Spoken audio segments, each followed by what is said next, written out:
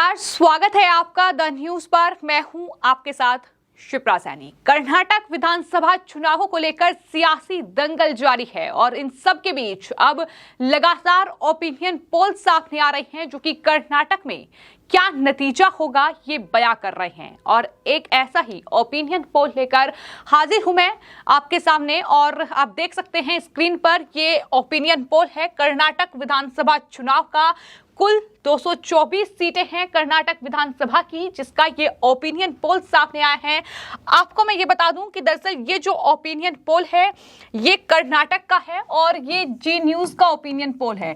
जी news ने ये opinion poll किया है, जनता की नब्ज टटोली है कि आखिर जनता क्या चाहती है कर्नाटक की, किसे वो दरअसल सत्ता में चाहती है। ये तमाम सवालों के जवाब इस ओपिनियन पोल में आपको मिलेंगे।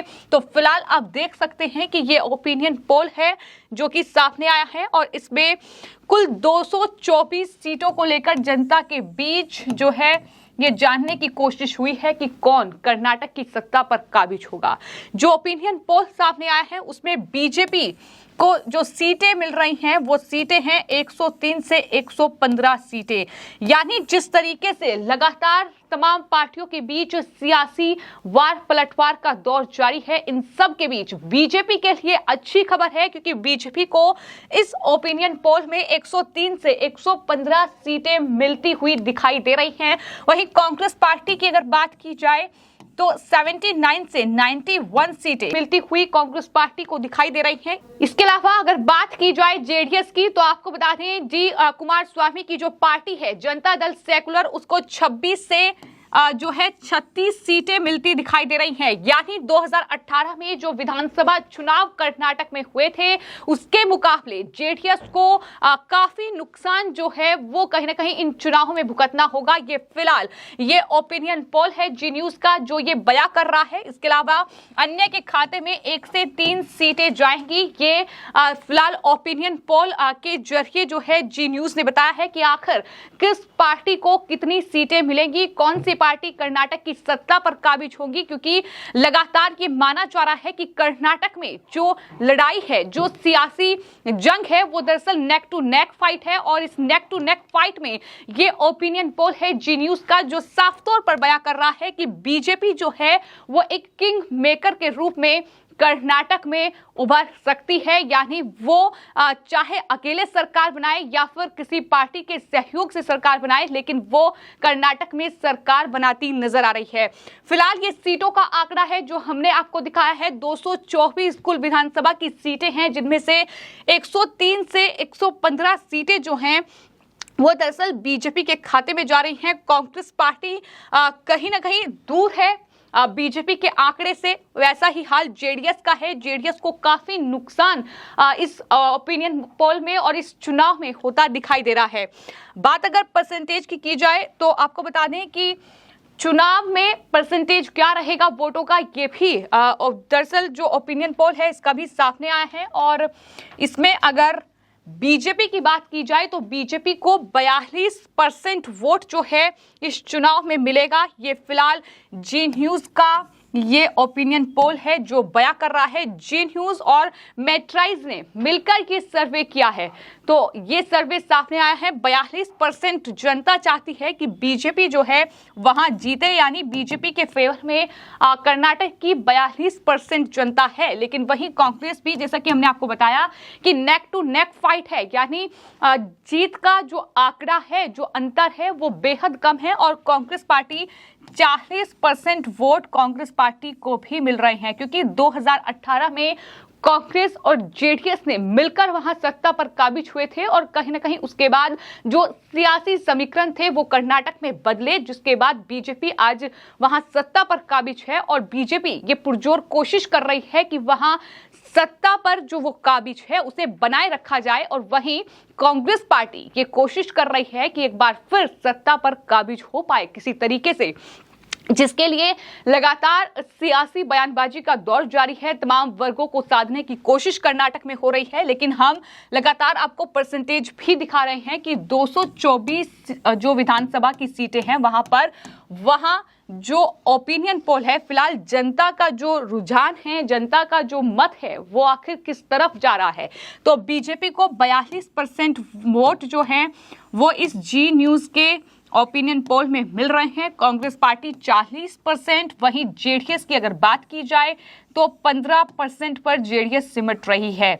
नुकसान जो है जेडीएस को हो रहा है, अन्य के खाते में 3% वोट जा रहा है, ये सर्वे बता रहा है। लेकिन इस सर्वे के बाद तमाम लोगों के रिएक्शन भी सामने आए हैं, जिसमें कांग्रेस पार्टी, बीजेपी के तमाम नेता हैं, उनका ये कहना है कि ये पूरा सर्वे जिसके बाद वो ये दावा कर रहे हैं कि सत्ता पर तो बीजेपी ही काबिज होगी, ये आने वाला वक्त तय करेगा कि बीजेपी अकेले सत्ता पर काबिज होगी या फिर किसी पार्टी के सहयोग से सत्ता पर काबिज होगी कर्नाटक की।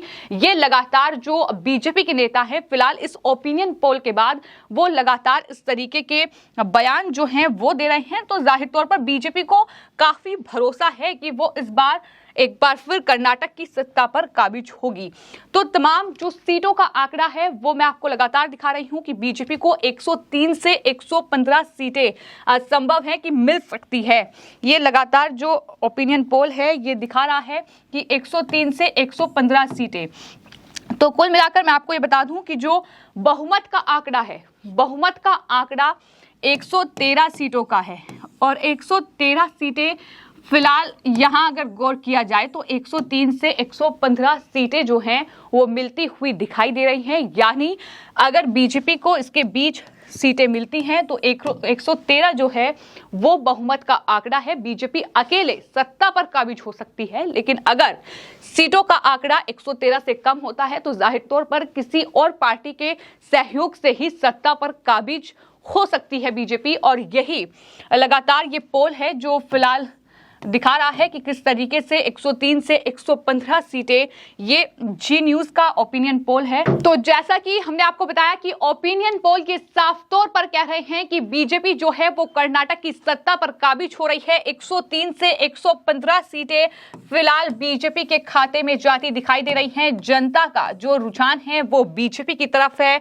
और आपको ये बता दें कि इससे पहले भी कई ओपिनियन पोल सामने आए हैं, लेकिन वक्त के साथ ये ओपिनियन पोल भी बदल रहे हैं, इनमें भी बदलाव लगातार देखने को मिल रहा है। जैसा कि हमने आपको पहले भी बताया है कि वक्त के साथ जनता का रुझान जो है वो उसमें बदलाव देखने को मिल सकता है। जनता का जो वोट है वो दरअसल उसमें बदलाव हो सकता है और कहीं ना कहीं वही तस्वीरें फिलहाल नजर आ रही हैं।